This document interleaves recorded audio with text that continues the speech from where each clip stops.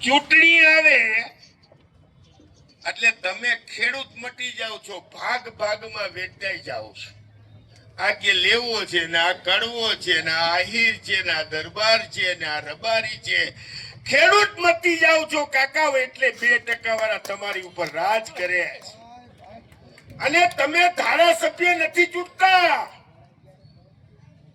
તમે નરેન્દ્ર મોદી અને અમિત શાહ નો કયાગ્રો પટ્ટાવાળો ચૂંટો છો. લખી લ્યો મારી વાત. તમારી વાત લઈને અવાજ કરે, ધારાસભામાં છાતી ખોલીને કહી શકે કે ના, મારા ઉપલેટાના ખેડૂતો દુખી થાય, એનો માલ પલળી ગયો છે, બેહાલ છે, બરબાદ થઈ ગયા છે. ખાલી મેં ટપાલ લખી મુખ્યમંત્રી શ્રીને, અરે મરી જાવ પાણીમાં ઢાંકડી લઈને ડૂબી મરો. લલિત કગથરાની સરકાર હોય ને તો ઓર્ડર કરાવે, પત્ર લખીને સંતોષ ન માને.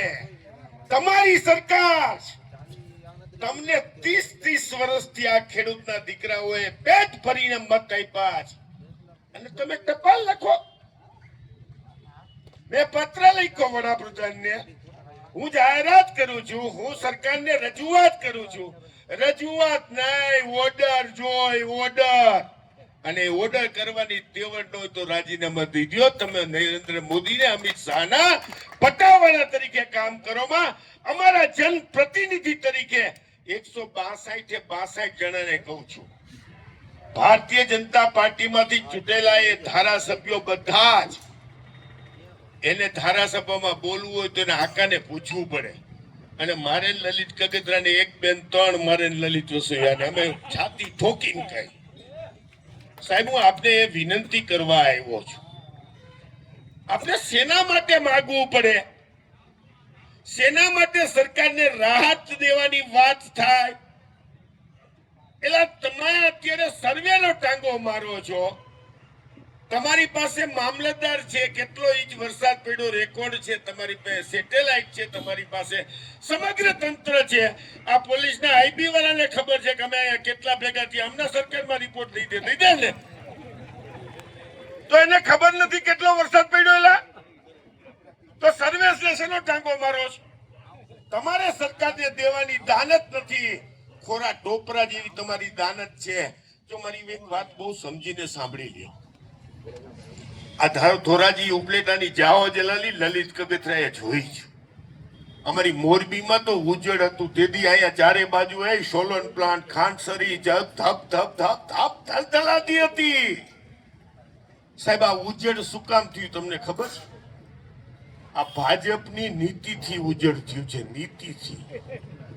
આ ભારતીય જનતા પાર્ટીએ શહેરીકરણ કર્યું અને ગામડું ખરાબ, ખેડૂતને ખેતી ખરાબ.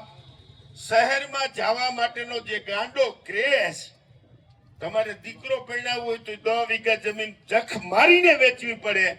એ પરિસ્થિતિનું નિર્માણ ભારતીય જનતા પાર્ટીની નીતિએ કર્યું છે. અહીંયા ભાદર ડેમની કેનાલ આવતી હતી અને અહીંયા શેરડીના વાડ વવાતા હતા. 25 ખાંડસરીઓ હતી, કમલ ખાંડસરી, ફલાણી ખાંડસરી, એવરેસ્ટ ને આ સોલવન્ટ પ્લાન્ટૂન.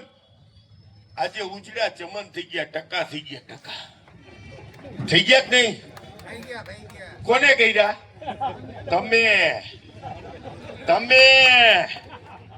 કડવો છો, કડવી જ વાત કરીશ. તમે તમારા પગ ઉપર કુવાડા માર્યા છે. ખેડૂત ખેતી મટી જાય છે, ખેડૂત મટી જાય એટલે આ પરિસ્થિતિનું નિર્માણ થાય છે. સાહેબ આજ વિસ્તાર જેથી આખા સમગ્ર સૌરાષ્ટ્રની અંદર રાજ કરતો તો આજ વિસ્તાર આખા ગુજરાતમાં તેલ લોબી, સોલવન્ટ પ્લાન્ટ વાળાની જાહો જલાલી હતી આ વિસ્તારની. આ ભારતીય જનતા પાર્ટીના આકાઓને ઓળખો. એ અશોક ભટ્ટ ખાડિયામાં હોય કે વજુભાઈ વાળા રાજકોટમાં હોય, તેલના ડબ્બાના સરઘસ કાઢતા હતા. એના બાપ દાદાએ કાયમને માટે ખેડૂત વિરોધી કામ કર્યું છે. એને તમે ઠોક ભાજપ, ઠોક ભાજપ. આને મોટા કર્યા. હરપોલિયામાં તમે એન્ડ્રો ગોંડા હરપ કરી દીધો. ભાજપને દઈ દઈ તાલુકા પંચાયત, જિલ્લા પંચાયત, પાર્લામેન્ટ, તમામ ચૂંટણીઓમાં ભલભલા ખેડૂતના આગેવાનોને તમે પાધરની અંદર પાળિયા બનાવી દીધા, ગાંધીનગર પહોંચવા ન દીધો. એ જ તમે લોકો છો કે જેને તમારા પગ ઉપર કુવાડા માર્યા છે. એટલે આપ સૌને હું કહેવા આવ્યો છું, હું પેલી ચૂંટણી 2000ની સાલમાં રાજકોટ જિલ્લા પંચાયતમાંથી ટંકારા તાલુકાના નેકનામ ગામમાંથી ચૂંટણી લડ્યો હતો, જિલ્લા પંચાયતની 2000ની સાલમાં.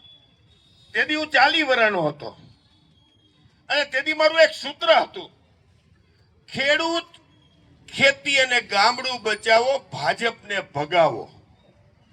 આજે આ જ વાત તમને કરી રહ્યો છું કે ખેડૂત, ખેતી અને ગામડા માટે ભારતીય જનતા પાર્ટીને નાવા નીચોવાનો સંબંધ નથી. તેમ છતાંય તમે ચોઈટા છો, લહણ ખાઈને ચોઈટા છો એના આઘાત.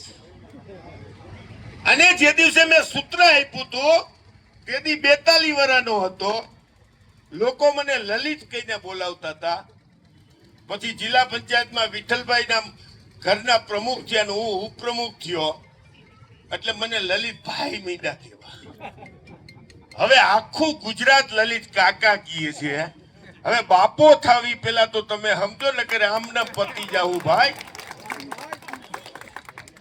એટલે હું તમને કહેવા આવ્યો કે ખેડૂત, ખેતી અને ગામડા માટે ભારતીય જનતા પાર્ટીને નાવા નીચોવાનો સંબંધ નથી. જેના બાપ દાદા તમારું સસ્તું ખાવા માટે જે તેલની મગફળી ખાય તો હાર્ટ એટેક થાય એનો આખા દુનિયાભરમાં પ્રચાર કરવા વાળા, ખેડૂતની ડિમાન્ડ ઘટાડવા વાળા, અને તમે પાછા ભાજપને મત દઈ દઈને એને પાડા જેવો એંડા ગુંડા કરી દીધો. હવે તો રાવણ કરતા પણ જાજુ અભિમાન આવી ગયું કાકા તમારા મતથી. એને તો એમ થઈ ગયું કે આ લલિત કગતરો ભલે ને બરાડા મારે, અમે ચૂંટાય તો અમે જ છીએ ને. વાત એ સાચી છે, ખોટી વાત તો છે નહીં. આજે મારે તમને કહેવા આવવું છે કે પડધરીમાંથી હું આવું છું એટલે મારા એકના જ ખેતરમાં પાથરા તૈના છે. પાથરા બધા તણાઈ ગયા, મારા જ ખેતરમાં તણાઈ ગયા છે. ઉપલેટામાં કાકા તમારો કયો આ ચોક છે? બાવલા ચોકમાં માણા હંબાવું ન જોઈએ એની માને. ભલભલા રવો ચમરબંધીના દીકરા નહીં વાકો વારી દે. તમારી સંખ્યા જોય અને સંખ્યાબળ હોય તો જ લોકશાહીમાં ગમે તે ચમરબંધી પકડાય. આ આપણે 25 જણા તો આ સાહેબ હમણાં ગાડી લઈને આવે ને 15 જણાને પૂરી લઈને વયા જાય. આપણે જય કિસાન જય જવાન કર્યા કરે. પણ હમણાં 5000 માણસ હોય તો સાહેબની ગાડી ટૂંકી પડે કે ન પડે? સાહેબ હાથે આવવું આવી કે સામું જોવે અને સરકારે આવવું પડે. સાહેબ ખેડૂતના દીકરા તરીકે આતેડી કડકડે છે. એટલે તમને કહું છું કે આ સમાજ ક્યાં જઈ રહ્યો છે. તમે લખી લેજો મારા શબ્દ. આવું ને આવું હાઈલું તો 7 બારના પાનિયામાં તમારું નામ નહીં રહ્યું. આ લલિત કગથરાનો શબ્દ લખી લો. 7 બારના પાનિયામાં નામ નહીં વધે. અને જે ખેતરમાં આપણે વેચાતા ઈ જ ખેતરમાં ટિફિન લઈને પાછા કામે જવાનો વારો આવશે. એટલે મહેરબાની કરીને તમે દરેક ખેડૂતના દીકરાને એક ખેડૂતના દીકરા તરીકે વિનંતી કરું છું કે ગમે તેવી વાત કરીને તમારા મત લઈ જાય. અને જે લોકશાહીની અંદર મત છે ને, તમે અહીંયા લાખાભાઈ ઘણી વાર 2 વાર બાપુએ વાત કરી. છાતી ઠોકીને કહું છું કે કોંગ્રેસમાં જઈને કોંગ્રેસની સંમેલન છે, કોંગ્રેસની સભા છે, જે થાય કરી લ્યો. કોંગ્રેસી જાય, કોંગ્રેસના વિચાર છે કે જેને દેશનું સારું કર્યું છે, ખેડૂતો માટે વીમો લેવા હતા, ખેડૂતોનું દેણું માફ કર્યું હતું, એ સરકાર સાથે છે. હું આ ગદ્દાર સાથે નથી. એવી હું સ્પષ્ટ વાત કરવા તમારી પાસે આવ્યો છું. એટલે આપ સૌને હું વિનંતી કરું છું અને અહીંયાથી આ માધ્યમથી મારે ગુજરાતની જનતાને વિનંતી કરવી છે